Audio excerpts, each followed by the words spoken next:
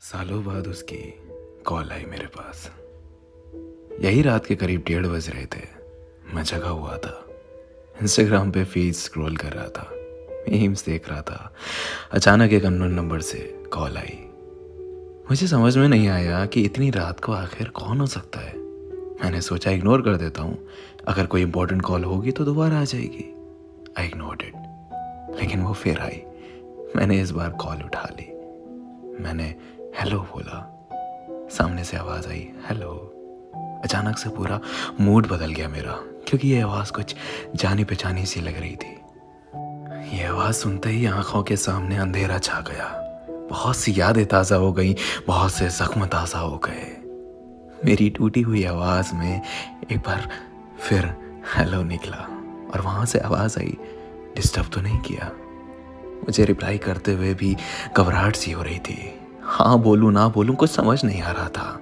मेरे मन में सवालों का भवंडर घूमने लगा कि आखिर क्यों आज ऐसे अचानक इतने सालों बाद मेरी याद आ गई। क्यों आए हो आप? मैंने हिम्मत करके बोला, नहीं, बोलो। उसने पूछा, कैसे हो? मैंने कहा, ठीक हूँ, तुम? मेरे इस सवाल के बाद उसका रोना छूट गया और कहा, ठीक नहीं हूँ।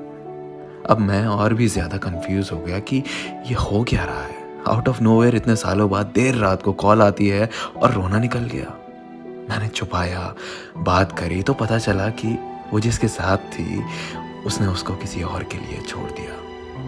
वो जैसे जैसे बता रही थी कि जिस तरह वो गिड़गिड़ाई उसके लिए, उसे रोकने के लिए, उसके प्यार के लिए, उसी तरह मैं भी गिड़गिड़ाया था एक दिन, उसी के लिए, उसी के प्यार के लिए। और जिस तरह उस लड़के ने मुड़ के नहीं देखा इसे, उसी तरह इसने भी नहीं मुड़ के देखा था मुझे। मेरी आंखों में आंसू थे और चेहरे पे मुस्कुराहट की। किसी के कर्मों की सजा उसे बखूबी मिली है, किसी के सच्चे प्यार को ठुकराने की सजा बड़ी शिद्दत से मिली है।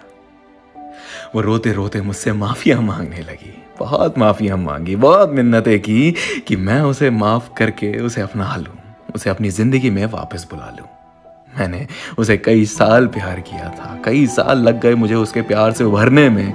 वो लौटी तो ऐसा लगा जैसे मेरी जिंदगी, मेरी खुशियां लौट आई। मैंने उसे माफ कर दिया। फिर उसने मुझसे पूछा, क्या तुम मुझे अपनाओगे? इस सवाल को सुनते ही मुझे वो सारे दिन, सारी यादें, सारे किस्से याद आ गए। हमारी पूरी रिलेशनशिप फ्लैश हो गई और मैंने आंखों में आंसू लिए जवाब दिया, कभी नहीं। मैं तुम्हें तुम्हारे किए पे माफ जरूर कर सकता हूँ, पर तुम्हारे जैसे इंसान को अपनाने की भूल कभी जिंदगी में नहीं कर सकता। वो जख्म जो तुमने दिए, वो आंसू जो तुम्हारी याद में हर रात दिन महीने सालों तक बहाए, वो कैसे भूल जाऊं? वो दर्द जो तुमने दिया है, उसे कैसे भूल जाऊं?